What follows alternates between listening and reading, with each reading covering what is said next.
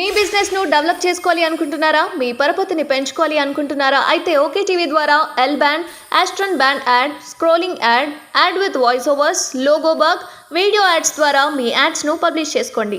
సంప్రదించవలసిన phone number 8520917933. నాకు నేను ఒక క్వశ్చన్ నేను ఎప్పటి నుంచి అడుగుదాం అనుకుంటున్నాను. యాక్చువల్గా నేను అడగచ్చో లేదో నాకు తెలియదు, బట్ అడుగుతా ఇక. ఎందుకంటే ఇప్పుడు రేవంత్ రెడ్డి గారు మీరు చాలా దగ్గర, అసలు పీసీసీ ఉన్నప్పుడు మీరే బాగా సపోర్ట్ చేసి రేవంత్ రెడ్డికి పీసీసీ అవ్వాలని చెప్పి కూడా ఒక మంచి టాక్ బయట. నేను అడిగింది కరెక్టేనా? మరి ఇప్పుడు ఎందుకు దూరం అయింది ఇద్దరు? ఎందుకు ఒకళ్ళు వాడతలే పచ్చగడ్డేసిన బగ్గుమంటుంది? ఎప్పుడైతే కవిత మీద కేసులు వేసి స్టార్ట్ చేసిందో ఎందుకో ప్రెసిడెంట్ కోపం వచ్చింది. ఒకటేసారి చూసిన ఆయన వీక్గా మాట్లాడాడు. ఆ మధ్యలో నాకు పరిచయం చేసిన వ్యక్తికి నేను చెప్పిన, నేను ఇంకో ఛాన్స్ ఇవ్వలే, ఇంకా చూసుకుందామని కాడికి వచ్చి రెండో ఛాన్స్ నేను ఎందుకు ఇస్తా? నేను పోయి బతిలాడుకొని అది చేసుకుంటే ఉండేది కావచ్చు. నా బతిలాడాల్సిన అవసరం నాకేముంది? ఇప్పుడు అర్థం చేసుకునేది ఈ మనిషితోని తెలంగాణకు ప్రమాదం అనేది ఇంకోటి. నా కాన్సెప్ట్ స్ట్రాంగ్ ఉన్నది. నేను తీసుకపోయి ఫ్రెండ్ కూడా చెప్పిన, ఆయన ముందు మీరు ఎక్స్పెక్ట్ చేయలే?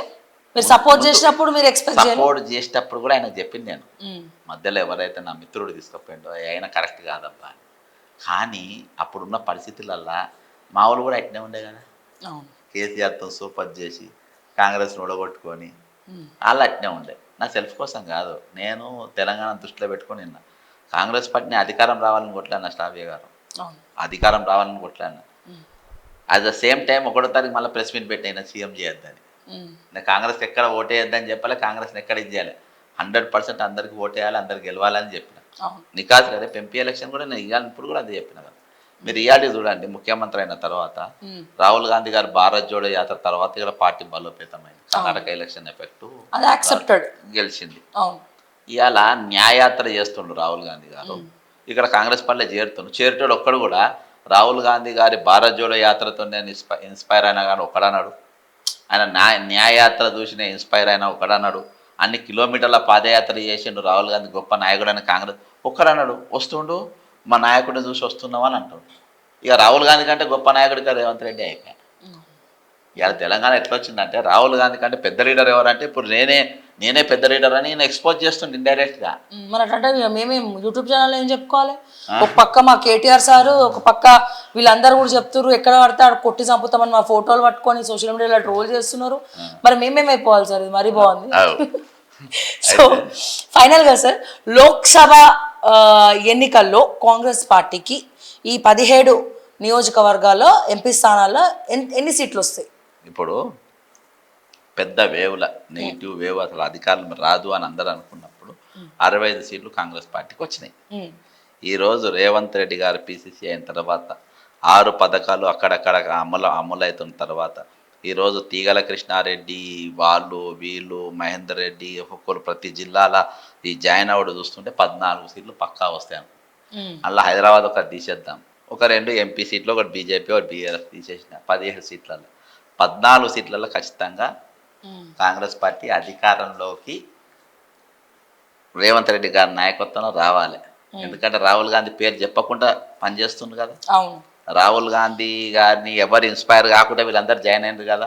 రాహుల్ గాంధీ కంటే పెద్ద లీడర్ ఈయననే అనేది ఎక్స్పోజ్ కత్తి మీద సాములు అంటే ఇప్పుడు రేవంత్ రెడ్డి గారికి. రేవంత్ రెడ్డి గారు 14 సీట్లు వస్తేనే ఆయన సక్సెస్ అయినట్టు, ముఖ్యమంత్రిగా ఫెయిల్ అయినట్టు. లేకుంటే ఇప్పుడు ఇంకోటి 14 సీట్లలో ఒక్క సీటు తక్కువ వచ్చిన రేవంత్ రెడ్డి గారు 14 సీట్లు ఒక్క మీద తక్కువ వచ్చిన ఆయన ముఖ్యమంత్రిగా ఫెయిల్ అయినట్టు.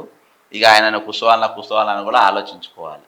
14 సీట్లు ఖచ్చితంగా రావాలి. ఇవాళ నీ స్టైల్కు, నీ కథకు, నీ కార్ఖానాకు, నీ ఊపుకు 14 సీట్లు ఖచ్చితంగా రావాలి, వచ్చి తీరుతాయి. ఇంతమంది నువ్వు జాయిన్ చేసుకుంటున్నావు. జడ్సన్ అంటే నాకు అవసరం లేదు. నేను ఇవాళ ప్రతి కాన్స్టిట్యున్సీలో కాంగ్రెస్ గెలుపు కోసం నేను పనిచేస్తలేవు. కానీ నువ్వు మమ్మల్ని పక్కన పెట్టి 46 జీవోలను పక్కన పెట్టిన తీరు, 317 ఉద్యోగులను పక్కన పెట్టిన తీరు ఒక కమిటీ వేసి ఇక మీరు తన్నుకోపోండి. దానికేమో కమిటీ కావాలంట. ఇంకోటి చూడండి, ఆ కమిటీలో ఎవరు ఉండరు. ఆ కమిటీలో 46-317 జీవోల పోస్టర్లనేమో శ్రీనివాస్ రెడ్డి ఉంటాడు, మహేందర్ రెడ్డి ఉంటాడు, ఇంకా చాలామంది ఉంటారు. ఈ మధ్యలో పడుతున్నాయి కదా, వాళ్ళు అంత ఉంటారు. కానీ ఈ కమిటీలో మాత్రం ఒక్క రెడ్డి గారు కూడా ఉండరు. పొంగులేటి శ్రీనివాసరెడ్డి గారిని పెట్టవచ్చు కదా ఇలా, పెట్టలేదు. పొన్న ప్రభాకర్, శ్రీధర్ బాబు వీళ్ళు అంటే బలిగా బకరా కావాలి వీళ్ళు, అర్థమైందా? అందులోనేమో వీళ్ళు ఉండరు. ఇప్పుడు ఈ విషయం మీరు చెప్తేనే తెలుస్తుంది మాకు కూడా. అందులోనేమో వీళ్ళు ఉండరు. నేను ఏడ చెప్పాలి, నేను కూడా ఇన్నే చెప్తాను. అందులో ఎవరు ఉండరు, అందులో కోదండ రెడ్డి గారు ఉండరు, ఎవరు ఉండరు. ఇలా ఇళ్ళనేమో రాళ్ళు తినడానికి వీళ్ళు ఉండాలి, ఇక అందేమో వాళ్ళు ఉండాలి. ఇది ఇది ఇది ఎక్కడ చెప్పు. వీళ్ళందరూ కూడా రేపు మునుపు వీళ్ళు ఇళ్ళల్లో పోయి కాళ్ళు మొక్కి ఓట్లు వేయించింది. నిజోరుగోలు 46 ఇది 317 వాళ్ళు మా బతుకులు మారుతాయని ఓట్లు వేసిండ్రు. ఈరోజు ఆ కమిటీ వేసి చూసుకోపోమని అంటే ఏందన్నట్టు. ఈరోజు అవన్నీ జరుగుతూ ఉన్నాయి. కాబట్టి ఈరోజు పేద రెడ్లు ఎక్కడ ఉన్నారో అక్కడనే ఉన్నారు. పేద రెడ్లను ఎక్కడ పైకి రాని రేవంత్ రెడ్డి బాగా బాధ చెప్తే వాళ్ళ మేము ఇళ్ళలో కూడా రానియమని, పైసలు ఉన్న రెడ్డినేమో పైకి పిలుస్తాం, పేదరెడ్డినే ఇంట్లోకే రాని అని అన్నాడు బాధ చెప్తా. కాబట్టి వాళ్ళు ఎక్కడ పేదోడు ఎప్పుడు పేదగానే ఉంటాడు, వాళ్ళు ఎప్పుడు అట్నే ఉంటారు. కాబట్టి వాళ్ళతో ఏ మొరిగేది లేదు, సరిగేది లేదు. రేపు ఖచ్చితంగా రేవంత్ రెడ్డి గారి నాయకత్వంలో 14 సీట్లు ఆయన గెలుస్తాడు. గెలుస్తే ఆయన ముఖ్యమంత్రిగా సక్సెస్ అయినట్టు, 14 సీట్లు రాకుంటే ఆయన ఫెయిల్ అయినట్టు. ఇప్పుడు బీఆర్ఎస్ వాళ్ళు కొంతమంది వద్దనుకోనే కదా ప్రజలు ఓడగొట్టారు. ఆ ఓడిపోయిన వాళ్ళు కాంగ్రెస్ లో జాయిన్ అయితే కాంగ్రెస్ గ్రాఫ్ పెరుగుతుందా? వాళ్ళు వచ్చినందుకే 14 సీట్లు అంటున్నారు. బొంతు రామ్మోహన్ తీసుకురు అది గెలిచినట్టే. ఆయన మీద 100 ఫిర్యాదులు వచ్చినాయి. ఆయన ఫిర్యాదులే ఎవడు ఎత్తుకపోయిందంట, పిలిచిందంట. సెటిల్ చేసుకోరు, ఎవడో ఎత్తుకపోయిన రేపు పోలీస్ రిపోర్ట్ ఇస్తా. ఇలా ప్రజా దర్బార్కి వెళ్ళి కాయిదాలు దొంగతనాలు అవుతున్నాయి అని రేపు పోలీస్ రిపోర్ట్ ఇస్తా. అసంటే ఇప్పుడు బొంతు రామ్మోహన్ ఏమిస్తుండ్రో, బొంతు రామ్మోహన్ తోని బలోపేతమైంది అదొక సీటు, తాండూరు మహేందర్ రెడ్డితో ఒక సీటు, తీయగల కృష్ణారెడ్డితో ఒక సీటు, అట్లా జాయినింగ్ సీట్లు పెరిగితే 14 సీట్లు రావాలి మినిమం చెప్తున్నా. 14 ఈజీగా 16 కూడా రావచ్చు. అరే ఇక అందుకనే చెప్తున్నా. రెండు అటుపోయినా 14 బీజేపీ కోటి బీఆర్ఎస్ కోటి 14 సీట్లు. బీజేపీ ఒకటి ఎక్కడ వస్తాయి సార్, 14 సీట్లు 4-5 సీట్లలో ఎక్కడ వస్తే ఆ ఒకటే బెల్ట్ వాళ్ళు గెలిచింది.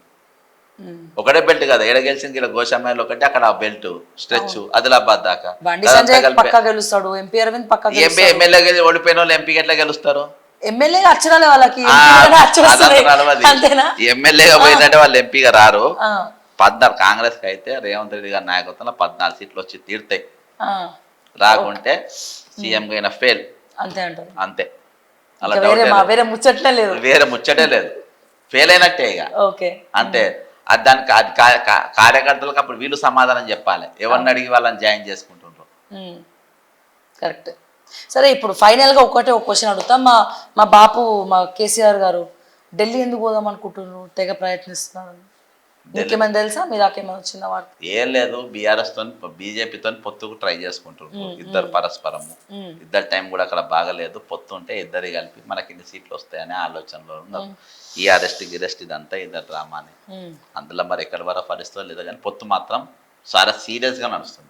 మనం అనుకున్నంత ఈజీగా లేదు. రెండు పార్టీల మధ్యలో పొత్తు అంశం అనేది చాలా సీరియస్ గా. ఎందుకంటే ఫెయిల్ అవుతుందా పాస్ అవుతుందా ఎట్లా వెళ్ళొచ్చు ముందర? వాళ్ళిద్దరు అనుకుంటే ఫెయిల్ అవుతారు. వాళ్ళిద్దరు అదే లెక్కలు, ఇద్దరు కలవాలని ఉన్నది. మనం కలిసి ఫైట్ చేద్దామా, విడిపోయి ఫైట్ చేద్దామా? ఎలక్టోరల్ బాండ్ లో కూడా ఈ రెండు పార్టీలే ఉన్నాయి, బీజేపీ బీఆర్ఎస్. మన అతిపెద్ద డబ్బున్న పార్టీలు కావచ్చు. అవును. సో దీని గురించి ఏమైనా ఐడియా? అవును, పొల్లు ఈ రోజు ఐఎస్ ఆఫీసర్ నేను చెప్తున్నా కదా, ఒకడు 1000 కోట్లకు ఉన్నాడు, నవీన్ మిత్తలో 1000 కోట్లకు ఉంటాడు, సందీప్ కుమార్ సుల్తాన్ 1000 కోట్లకు ఉంటాడు, సోమేష్ కుమార్ 1000 కోట్లకు ఉంటాడు. ఏంటి వాళ్ళు మామూలు ఆఫీసర్లా? రజత్ కుమార్ అంటే 1000 కోట్లకు ఉంటాడు. అట్లా మీరు ఐఏఎస్ ఆఫీసర్లే అట్లున్నారు, క్యాబినెట్ మంత్రులు ఎట్లున్నారు, వాళ్ళ బినామీలు ఎట్లున్నారు, వాళ్ళ దగ్గర క్లర్కులే కొన్ని కోట్ల రూపాయలు దొరుకుతున్నాయి, 100 కోట్ల రూపాయల ప్రాపర్టీ దొరుకుతున్నాయి. నా బినామీగా పేద ప్రజలన్నా పెట్టుకుంటే వాళ్ళకన్నా భవిష్యత్తు మారిపోతుంది కదా. పెట్టుకుంటారు, అల్లకెళ్ళి ఎవరు పెట్టుకుంటారు, క్లర్కులు అంతా అక్కడికి వెళ్ళి వచ్చిన వాళ్ళే కదా. అంతే అంట. బాలాజీ బాలాజీ వాళ్ళు వీళ్ళంతా అక్కడికి వెళ్ళి వచ్చిన వాళ్ళే. ఇలా అయిపోయింది, ఏమున్నది, ప్రభుత్వం జప్తు చేసుకుంది. సో ఫైనల్ గా మీరు ఒక కంటెస్టెడ్ ఎమ్మెల్సీగా మీరు మా తెలంగాణ ప్రజలకు ఏం చెప్తున్నారు, ఏ రకంగా సపోర్ట్ చేయమని అడుగుతారో చెప్పండి. ఏం లే, ఈరోజు ఒక ప్రశ్నించే గొంతుగా ఇన్ని అంశాలు నేను మీ ముందు ఉంచిన. ఇంకా అనేకమైన అంశాలు మన దగ్గర ఉన్నాయి. మేనిఫెస్టోతోనే వస్తా, క్లియర్ మేనిఫెస్టో కూడా ఓకే. నేను రెడీ చేసుకుంటున్నా. మేనిఫెస్టోతోనే వస్తా. మీ మనిషిగా నేను అందులో ఉండాల్సిన అవసరం ఉన్నది. ఈరోజు వచ్చే ప్రమాదం చాలా పెద్ద ప్రమాదం కారు కమ్ముకున్నది ఈరోజు తెలంగాణ మీద. ఆ ప్రమాదాన్ని మీ అందరి మద్దతుతోని ఆపే ప్రయత్నం చేయాలంటే మీతో పాటుగా మీ ప్రతినిధిగా నన్ను అక్కడ పెట్టని మనం అందరం లోపల కూర్చున్నట్టే. మీరు మాట్లాడమనే నేను మాట్లాడతాను, ప్రజలతో చర్చించగానే నేను లోపల విషయాలు మాట్లాడతాను. కాబట్టి మనం ఖచ్చితంగా అలా ఉండకుంటే ఈరోజు 5,71,000 అప్పు పోయి రేపు 10 లక్షలు మళ్ళీ ఎన్నికలు వచ్చే వరకు 2029 ఎన్నికలు వచ్చే వరకు మళ్ళా 10 లక్షల కోట్ల అప్పో 20 లక్షల కోట్ల అప్పు అవుతుంది. ఎవరు కట్టాలి? మనమే కట్టాలి. కాబట్టి నాకు ఈసారి మీరు మాకు సపోర్ట్ చేయండి. కాంగ్రెస్ పార్టీని మద్దతు తెలుపుకుంటూ ఆ అభ్యర్థిగా నేను పోటీ చేస్తున్నా. మీరు నాకు సపోర్ట్ చేయాలని కోరుకుంటున్నాను. Yes sir, thank you sir, thank you so much. So విన్నారు కదా, so Teenmar Mallanna versus Bakka Judson గారు. సో మరి వీళ్ళిద్దరిట్లో ఎవరికి ఓట్లేస్తే బాగుంటుంది అనేది చాలా ఆచితూచి, ఎందుకంటే మీరు అందరూ కూడా ఎడ్యుకేటెడ్ పీపుల్ కాబట్టి. సో చదువుకున్న వ్యక్తిగా ఇన్ని కేసులు మరి ఎవరిపైన వేశారు, ఎవరు ప్రొటెస్ట్ చేస్తూ ముందరికి వెళ్ళారనేది 100కు 100 సార్లు కాదు 1,00,000 సార్లు ఆలోచించిన తప్పులేదు. మరి ఇటువంటి పర్సన్ని ఎన్నుకోండి అని చెప్పి నేను మరొక్కసారి కూడా మీ అందరికి కూడా రిక్వెస్ట్ చేస్తూ మరిన్ని అప్డేట్స్ కోసం చూస్తూనే ఉండండి ఓకే టీవీ. అంటిల్ దెన్ నేను మిస్ శ్రావ్య. జై తెలంగాణ, జై హింద్.